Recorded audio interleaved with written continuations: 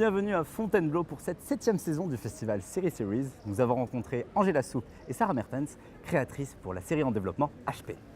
Bonjour à toutes les trois. Donc, bonjour. Camille, Sarah et Angela, Sarah et Angela sont les co-créatrices de la série HP et Camille du coup qui est co-scénariste. Ma première question, c'est pourquoi avoir voulu parler de ce sujet? Moi, j'avais envie d'écrire sur l'hôpital psychiatrique à la base parce que j'avais une amie quand j'étais adolescente qui s'était fait interner et je m'étais un peu posé la question pourquoi pas moi? C'est-à-dire entre la limite entre voilà. Non, mais à quel moment on peut juger qu'on est fou ou pas quoi? Quelle est la limite? Et j'avais aussi découvert du coup, ce monde-là un peu particulier, et ça m'intriguait pas mal. Et ensuite, j'ai rencontré Angela, qui elle... On s'est rencontrés sur les bancs de la Fémis, où voilà, on avait une série à faire, un exercice de fin d'année. Et moi, à ce moment-là, j'ai rencontré donc, ma belle-sœur, qui était interne en psychiatrie et qui me racontait ses journées. Et l'angle de la jeune interne qui débarque dans cette arène nous est apparu évident à ce moment-là. On a interviewé 8 internes à la suite de cette première rencontre. La première question qu'on se posait, mais pourquoi ces internes décident de s'enfermer à vie dans un HP, en fait, parce que les patients passent, eux restent. Et d'où vient leur vocation et comment ils tiennent dans cet HP, comment on tient dans cet univers et comment on débarque là-dedans, quoi, comment ça se passe. Et, voilà. Et Camille, du coup, comment elles vous ont convaincu d'atterrir sur la série? Avec un chèque. Non, tout petit chèque. J'ai lu et j'ai tout de suite trouvé ça génial en fait. En tant que lectrice et potentielle spectatrice, déjà je me suis dit j'ai envie de voir cette série. Et donc j'étais très contente de me greffer au projet. Et donc moi je suis arrivée au moment justement de l'écriture des arches, où il s'agissait de vraiment mettre au point 10 épisodes, 10 synopsis d'épisodes pour la saison 1. Et du coup, comment vendre une série avec un sujet assez lourd et original? Pour vous dire la vérité, on a vu beaucoup de producteurs au début qui avaient très très peur de cette série. En disant il y a un truc génial, mais c'est invendable.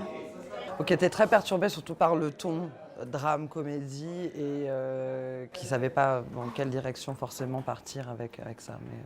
Oui, c'est un reproche qu'on nous faisait beaucoup, c'est qu'il faut choisir votre camp entre le drame et la comédie.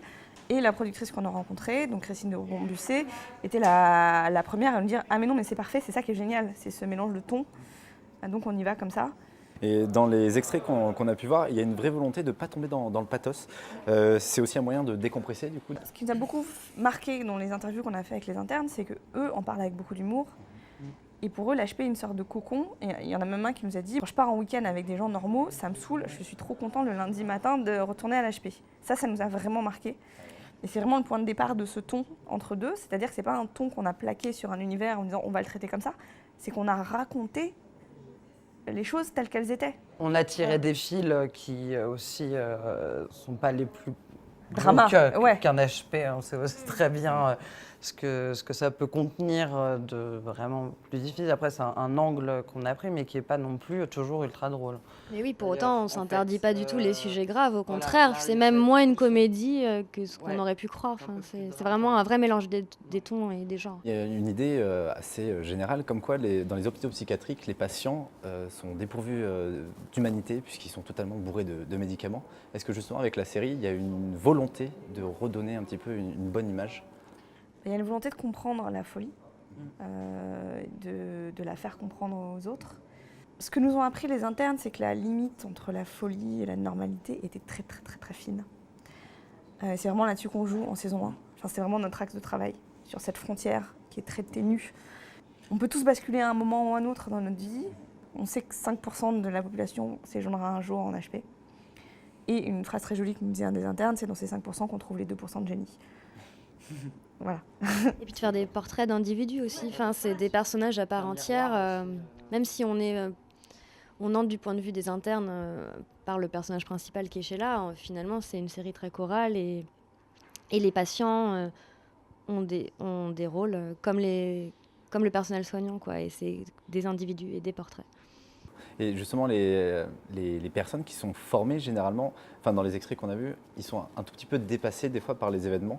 Donc du coup, ça reflète les interviews que vous aviez faites pour du coup refléter un petit peu plus la réalité.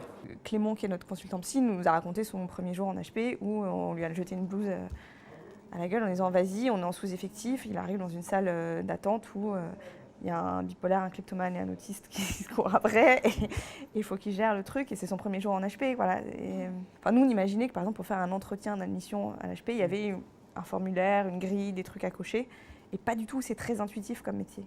Il n'y a pas de règles, en fait. Ils doivent décider à 25 ans qui entre, qui sort, qui doit être interné, qui ne l'est pas, avec toutes les conséquences d'un internement, en se fiant beaucoup à leur intuition et pas à des grilles d'évaluation, quoi. Et pas à des questionnaires précochés. Et tout.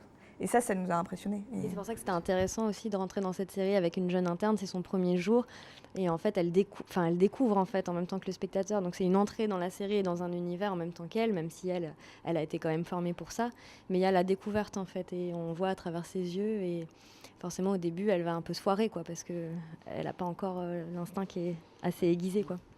On a vu du coup sur la scène que vous étiez une forte présence féminine. Est-ce que c'est une volonté de travailler uniquement avec des femmes ou ça s'est fait naturellement par lien ami? On n'aime pas les hommes. Non, en fait, ça n'a pas du tout été une volonté. En fait, c'était peut-être un peu l'effet domino, mais en fait, je crois qu'on s'en est pas rendu compte. Parce qu'on se disait que nous, c'était peut-être plus une génération, par contre. C'est-à-dire que c'est Émilie Noblet qui réalise la série. Et oui, c'est une femme, mais c'est une femme de notre âge.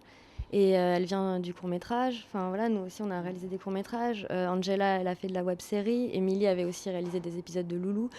Et enfin voilà, c'est notre génération qui fait de la série en France sur OCS. Et c'est surtout ça. Est-ce que vous réfléchissez déjà à une saison 2? On commence. Mais on ne sait pas encore si... S'il y aura une saison 2, mais on commence à travailler dessus. c'est pas... non, c'est... Très bien. Merci beaucoup. Merci. Merci. Merci.